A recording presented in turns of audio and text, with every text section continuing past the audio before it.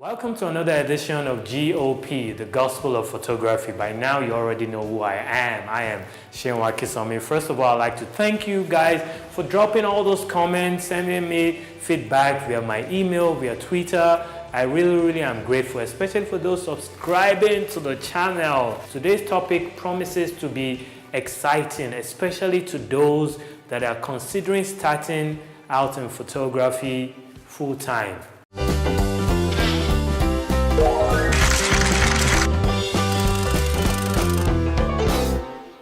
So today, one of the questions we'll be attempting to address is the most commonly asked question. Of course, after which camera should I buy? The most commonly asked question is, I want to start out in photography. What does it entail? What's the next step to take? And the answer to that question is, it depends. It really depends. First of all, I find out, is the person that I'm talking to, are you married? Or are you single? Now, I know that might sound like a funny, question, answering your question, but it really matters, especially if you are married presently and you have 2 or 3 kids. You see, when you are a married person, the risk that you should be taking should not be as much as somebody that is still single. Yeah, I'm serious. So one of the most common advice I give you, if, for example, you are married, the first thing, if you've decided that photography is your calling, is your passion, I mean, you're ready to run with this for the next 15, 20 years, the earlier you start, the better. The most important thing, if you ask me, is to get quality education. If you miss sitting down and watching all these episodes or watching vlogs on YouTube, reading books, get as much education as you can. Experiment as much as possible, because by the time you get involved in this full time and maybe you eventually get married, you might not have as much time on your hands as possible. So one of the most important things I recommend to people, get educated. If it means attending a photography school, I think it will help. Of course, we've had a few successful people that have started out in this photography, and not all of them went to a school, but one of the advantages of going to a reputable photography school, especially if the people there have actually been around for a while, is the fact that you are likely not going to repeat the same mistakes that they did starting out.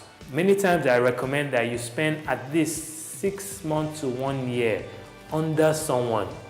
And this is if photography is going to be a career.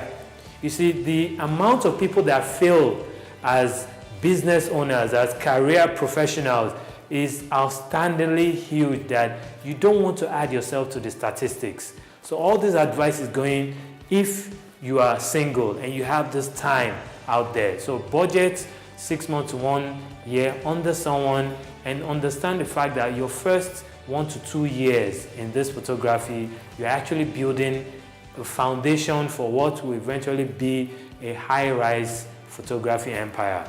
Now, that's the advice for the single people out there. For the married professionals who maybe have been kicked out of a job, or maybe they just discovered after 10 years of marriage that, I think I should start facing what I believe is my calling, photography. It's important you are very sure about this thing called photography that you're about to turn into a career. And if you are living in Nigeria, we all know the conditions of living in this economy are not as comfortable as many other countries. One of the advice I give people is make sure you've paid at least 1 year rent of wherever your family is staying up front.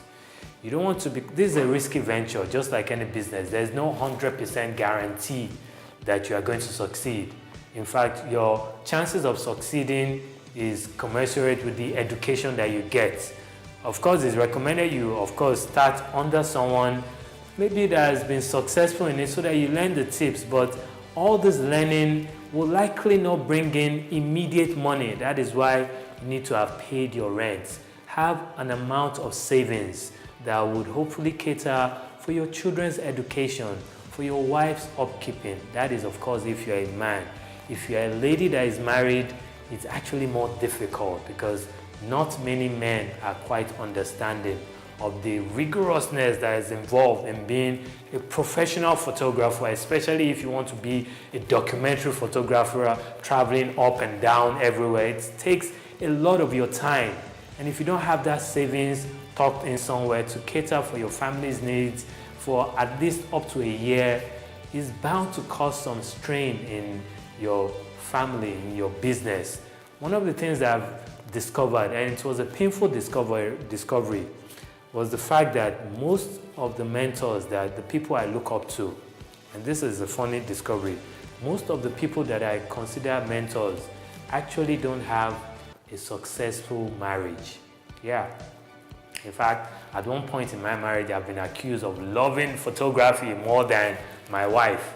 Coincidentally, my wedding anniversary falls on the same date that photography was supposedly invented. So it takes more wisdom balancing it if you're already married. So you probably can't be as adventurous. You can't be a married person, a married Nigerian photographer, and be telling your wife, oh, I want to be a war photographer. That won't probably sound too well. Take all the adventures before you get married. So when you're a married person, you have to take more calculated risk. Have someone like me as a friend. I've been married for over 10 years now, and trust me, you need me as a coach, in quotes. So those are the basic, 2 points I would probably want to point out right now. Starting out in photography, don't be too quick to just go and buy a camera. Decide, okay, am I married? Am I single? What type of photography do I want to do? If I'm single, I probably have more time on my hands. If I'm married and I have 5 children, I probably can't afford to take as much risk, except, of course, maybe my wife is working and is willing to help keep the family flowing, at least financially, for the next 1-2 years.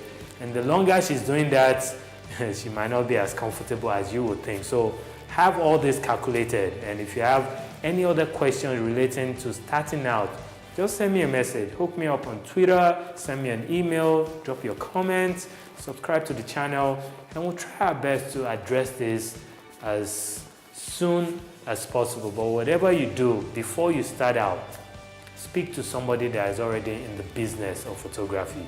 Don't assume you know it all. Okay, so that's it for today. Whatever you do, keep the questions coming, keep in touch. You see, I need this feedback. It's like blood in my heart. I really need it. On a serious note, subscribe to the channel. Follow me on Twitter. Send me the emails, because your success is my success. I can picture 50 years from now and you're saying, oh, my photography career was, transformed because I listened to this guy called Seun Akisanmi. And at the end of the day, you are better than Seun Akisanmi. So keep in touch, okay? We'll see you next week on another exciting episode, perhaps discussing one of the questions that you will drop right now.